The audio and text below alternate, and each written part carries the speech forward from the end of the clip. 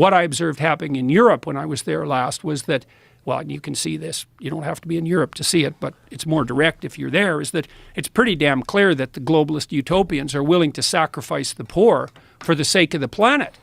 And they're doing that by cranking energy prices up through the roof, and that means that people die. Lomberg has estimated that maybe you have to turn your thermostat down by 3 degrees, right? Save the planet. We don't have enough energy. We'll pay you not to use your electricity between 5 and 6, which is what they're doing in the UK. You turn your damn thermostat down 3 degrees, that sounds like nothing. But if you're old, that radically increases the probability that you'll get a respiratory disease and die. And if the Europeans would have had a cold winter, and that could still happen, Lomberg estimated it'd wipe out 135,000 people. It's like, well, we're just making energy more expensive. It's like, what do you mean you're just doing that? So imagine the economic system. It's a pyramid. There's a bunch of people at the top. They have almost all the money. That's par for the course for any productive system. Any system that's productive ends up with a distribution like that. It's like a law of nature. And then you move farther down the pyramid till you get down to the bottom where most of the people are, and they're barely clinging on to the edge of reality, right? It doesn't take much of a crisis to tip them into, death. And then you crank up energy prices. Well, what happens is you just take a bunch of those people at the bottom of the distribution, the poor that the left is so, hypothetically concerned with, and they're just done. They go from barely hanging on to not hanging on. And their kids go from having some ghost of a chance of opportunity to having none. And I could see this coming. You really saw it happening in Germany and the UK, where we have this absolute rat's nest of way more expensive energy. And this is where it gets extremely perverse. You might say, okay, look, we have to save the future poor. And so now some of the present poor are going to have to suffer. Well, that's convenient for you if you happen not to be one of those poor people, but let's give the devil his due and say, okay. It's like, that'd be fine with me. Not really. That'd be fine with me if the consequence of your actions, raising energy prices, for example, actually produced an improvement in those things you wanted to improve. So, for example, energy is more expensive, but now the air is cleaner. But that isn't what's happened in Germany. Right. What's happened in Germany is energy is like 5 times as expensive, and the coal plants are back on. So it's like, even by your own criteria for success, you failed, and you did it at the expense of the poor. And, the World Bank estimated, I don't remember how many months ago, it's probably 9 months ago, that we're putting 350 million people on the brink of starvation because we're cranking energy prices up.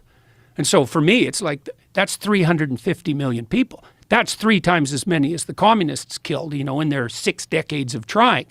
And if your cure for the planet is, well, we got to put 350 million poor people in jeopardy just so that things are hypothetically better in 100 years, I think, yeah, I don't think so, buddy.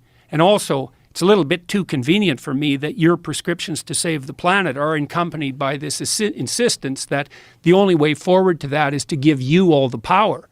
It's like, there's a bit of a moral hazard in that, don't you think? It's like, I'm just saving the planet. Give me all the power. It's like, you want to save the planet, or do you want the power? And let's put the second one first, because the probability that you're a saint or the Messiah is pretty damn low. So that's the danger of the Davos crowd. It's a very bizarre narrative that doesn't get challenged. And I don't hear this very nuanced, complex perspective like what you're laying out right now. I don't hear that often. And no, I don't hear it at all. I hear it from you and maybe a couple other people that I actively seek out.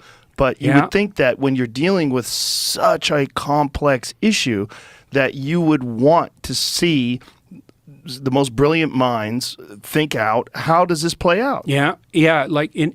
What are the consequences? Well, so let's think about what mitigates against that.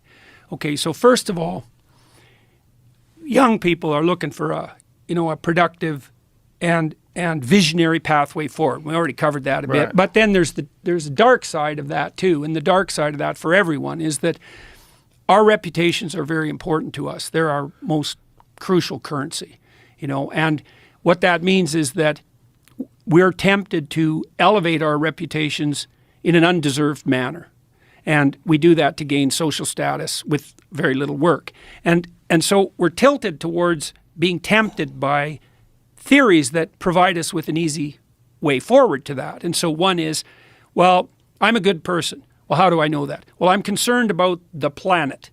Well, that's a complex problem, the planet, right? That's a trillion problems, not one. I'm concerned about the planet, therefore I'm good. But that's complicated. You got to take it apart. No, you don't. You just say, well, the planet only has one problem. Well, what's that?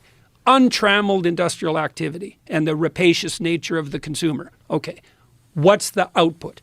Too much carbon dioxide. Okay, I'm against carbon dioxide. Well, bang, you're the messiah, you know, with no work.